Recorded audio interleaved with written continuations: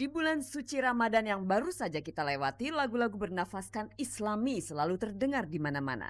Salah satu yang mungkin sering Anda dengar adalah lagu-lagu rohani Islami daur ulang garapan grup band Gigi. Lagu-lagu tersebut berasal dari album Gigi bertajuk Raihlah Kemenangan Repackage. Gebrakan Gigi yang biasanya menelurkan musik berirama pop rock dengan tema cinta ini rupanya mengundang berbagai komentar. Salah satunya dari Rhoma Irama. Kabarnya komentar Rhoma malah mendiskreditkan Gigi.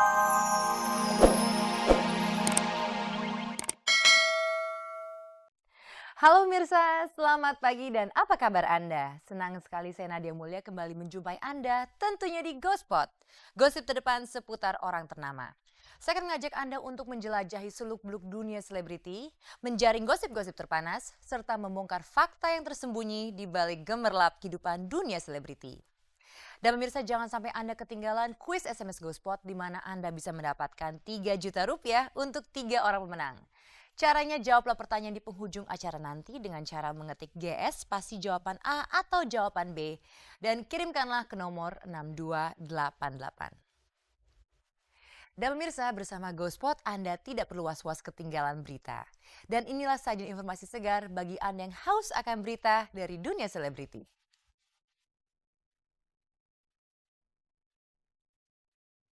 Kiprah Gigi di jalur musik religius gosipnya mendapat tentangan keras dari Rhoma Irama. Akankah Elza Sharif membuka fakta di balik gugatan perceraian Tamara Blesinski terhadap Teuku Rafli? Dini Aminarti sepertinya akan menambah daftar panjang anak didik Benny Simanjuntak yang akan hengkang dari contoh manajemen. Nirina merasa tertantang untuk tampil plontos. Hidup Dewi Huges semakin berwarna. Mirsa, bulan Ramadan yang lalu musik religi mengalami booming besar. Dan grup band Gigi tidak mau ketinggalan.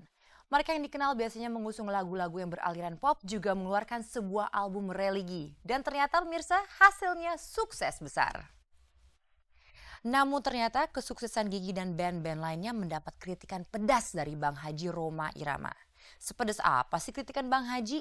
Dan juga siapa saja yang menjadi sasaran kritikannya? Pemirsa, mari kita saksikan liputannya.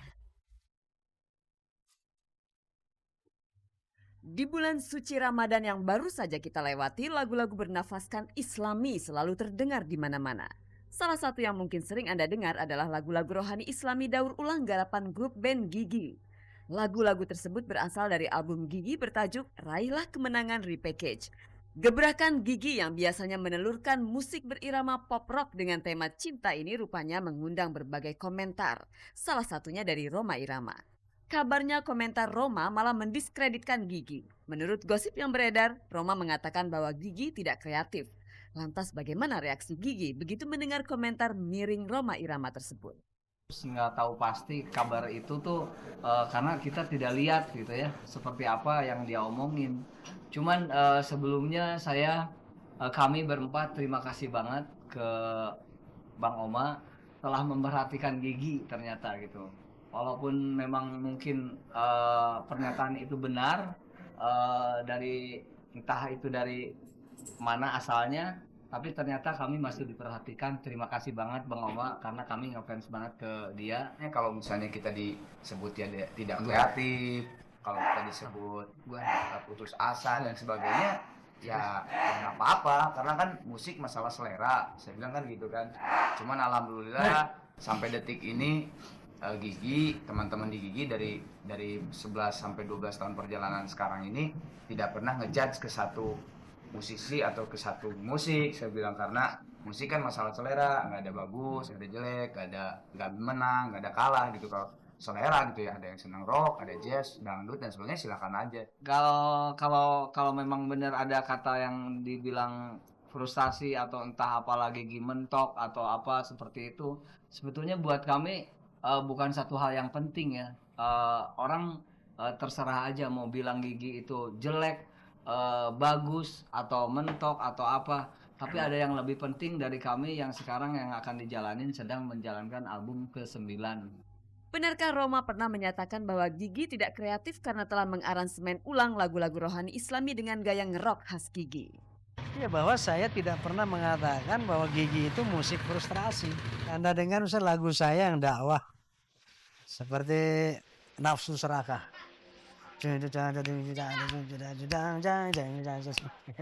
Kurang ngerok apa itu. Lagu Hari Berbangkit ya. Hari Berbangkit. Itu keras. Pesannya menyatu dengan apa namanya? Beat sama lirik itu kawin gitu. Jadi nggak masalah mau rock, mau dangdut, mau pop, mau jazz, itu bawa musik berdakwah dengan musik apapun sah-sah saja. Raja Dangdut ini sudah menjelaskan duduk perkara yang sebenarnya. Roma mengaku tidak pernah sekalipun menjelek-jelekan kiprah Gigi di dunia musik religius. Roma juga telah berusaha menghubungi pihak Gigi lewat Dewi Gita, istri Arman Maulana. Saya belum bisa kontak manajemennya, tapi sama pihak Arman istrinya sering komunikasi. Ya dia bilang sih tolong mohon maaf ke Gigi karena dia tidak menyatakan seperti itu sebenarnya gitu.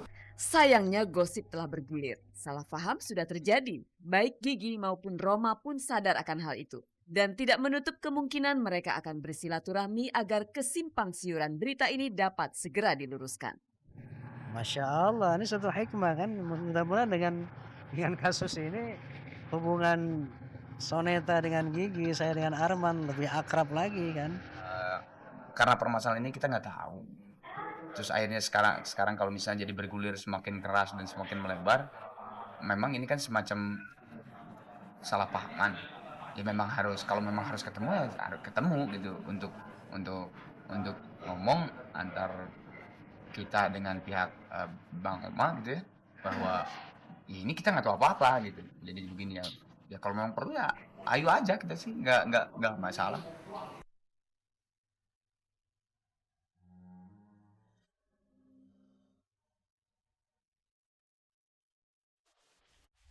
Kebenaran tidak selamanya selalu enak terdengar di telinga.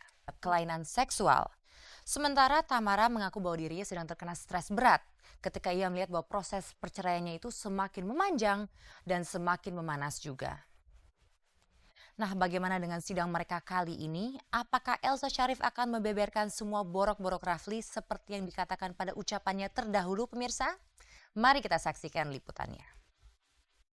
Ku tatap dua bola matamu. Kemarin persidangan gugatan cerai Tamara Blesinski terhadap Teguh Rafli kembali digelar di Pengadilan Agama Jakarta Selatan. Sidang kali ini hanya dihadiri oleh Rafli sementara kehadiran Tamara diwakili oleh pengacaranya. Tentu saja sidang hari Rabu kemarin mendapat perhatian lebih banyak dari para wartawan. Mengingat sebelumnya kedua belah pihak saling melempar pernyataan keras di luar sidang. Isu yang berkembang pun semakin panas saja. Satu di antaranya, Rafli diduga mempunyai kelainan seksual. Lantas, apa materi yang dibahas pada sidang kemarin? Apakah isu kelainan seksual yang diidap Rafli juga dibahas dalam persidangan? Nah, sampai terakhir pun kita baik-baik aja, jadi nggak ada masalah apa-apa gitu ya. Apalagi yang dibilang mengenai tempat tidur tuh nggak ada masalah itu ya. Oke ya. Saya mah aman-aman aja. Hah? Enggak, masih pembuktian. Amannya bakal cerai. Kondisi mental Tamara sendiri kini diberitakan anjlok total alias depresi berat. Mental Tamara terguncang hebat menghadapi kenyataan bahwa persidangan cerainya berubah jadi perang urat syaraf. Bahkan sampai mengarah ke rahasia terdalam dari rumah tangganya. Elsa Sharif sebagai pengacara Tamara sempat mengancam akan membeberkan semua dosa Rafli jika Rafli tak mau mengerem omongannya. Sementara Rafli merasa hanya membela diri atas ucapan pihak Tamara. Apakah Elsa Sharif membuktikan ancamannya itu? Enggak, saya udah baca di Nonstop bahwa dia mau pengacara nantang-nantang mau buka duluan dia deh. Kalau saya maunya belakangan aja, yang paling enak pengen lihat sampai di mana sih dia ngomong-ngomong terus. Saya cuma minta tolonglah semua pihak hargain bahwa sekarang ini ada proses pengadilan gitu. Selama ini kan baik saya maupun Tamar kan nggak ada komen-komen yang kita berdua tuh saling bagaimana ya. Kemudian adapun yang saya beri tanggapan itu kan karena ada satu pernyataan komentar dari pengacaranya gitu ya. Jadi otomatis pantasnya saya tanggapi gitu kan. Kalau enggak nanti menjadi memojokkan saya. Ya saya kan mesti menjaga nama baik keluarga ya, baik saya maupun istri saya maupun anak saya gitu.